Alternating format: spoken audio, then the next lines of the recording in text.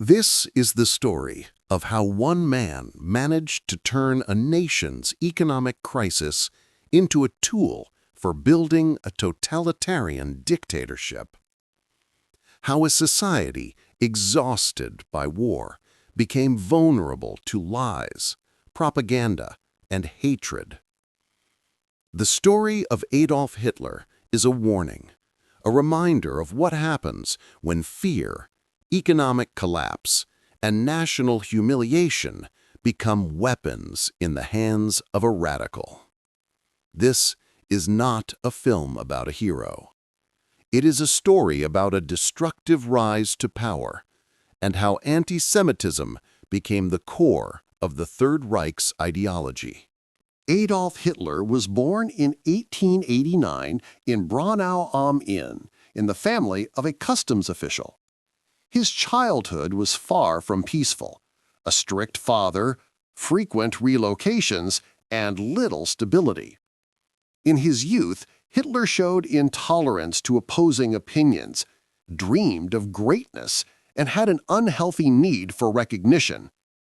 He became fascinated with German nationalism and ideas of Germanic superiority. During his years in Vienna, living in poverty and trying to become an artist, he absorbed radical political thought and racial ideologies widely circulated in certain newspapers and political circles. This was where his early anti-Semitism began to form. When World War I began, Hitler volunteered for the German army. The war gave him discipline, purpose, and a sense of belonging. But Germany's defeat was a shock. The nation faced humiliation, economic collapse, and political chaos. Hitler perceived the surrender as betrayal. He adopted the false stab-in-the-back myth, claiming Germany lost due to internal enemies, Democrats, socialists, and especially Jews. The myth had no factual basis, but it became the foundation of his future ideology.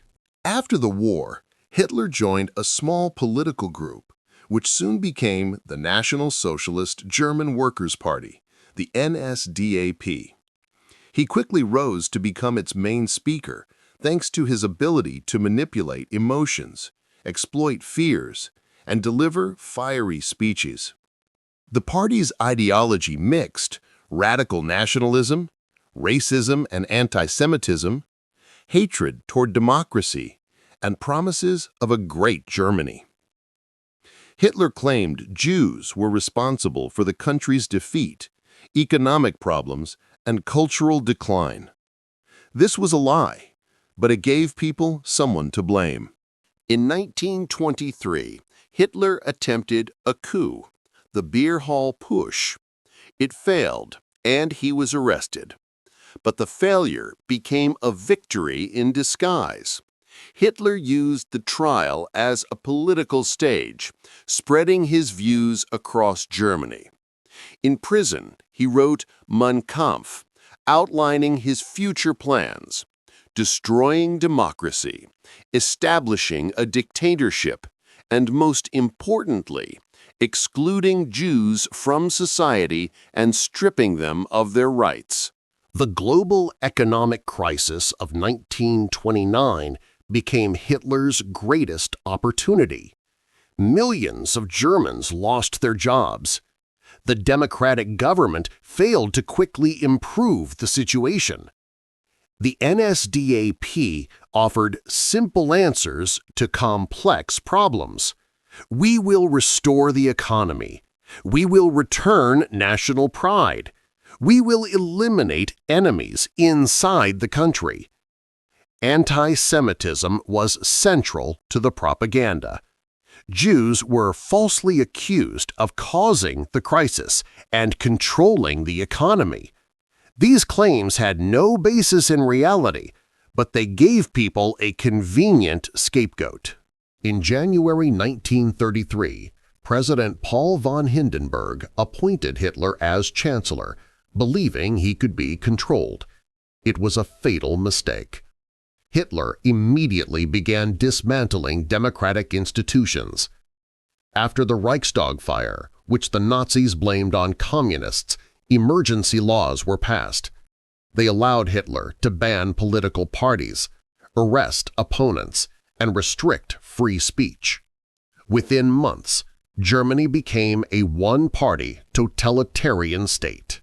After becoming a dictator, Hitler started systematic persecution of Jews.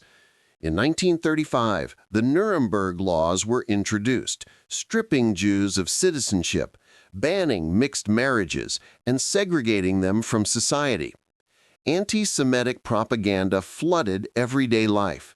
Films, newspapers, schools, all teaching that Jews were dangerous, foreign, and must be excluded. The Nazi state turned prejudice into official policy. On the night of November 9–10, 1938, a massive pogrom occurred, Kristallnacht. Synagogues were burned, Jewish shops destroyed, people beaten and killed.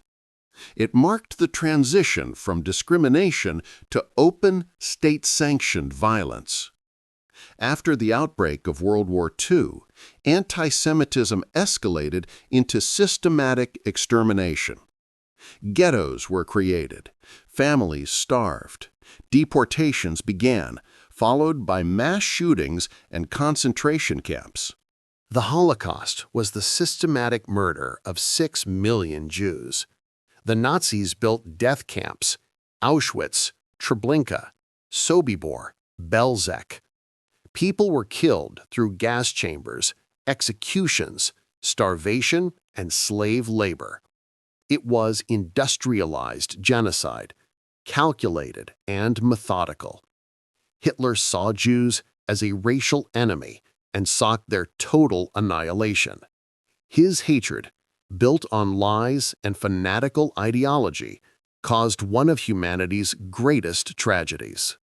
In 1945, the Third Reich collapsed. Hitler committed suicide, realizing defeat was inevitable. But the consequences of his ideology remain part of history forever. His path shows the danger of economic hardship combined with nationalism and radicalization. Hitler's anti-Semitism didn't appear suddenly. It grew from lies, fear, and hate. This story reminds us that ideologies built on hatred always lead to catastrophe. Knowledge, critical thinking, and resistance to prejudice are the only ways to prevent such tragedies from repeating.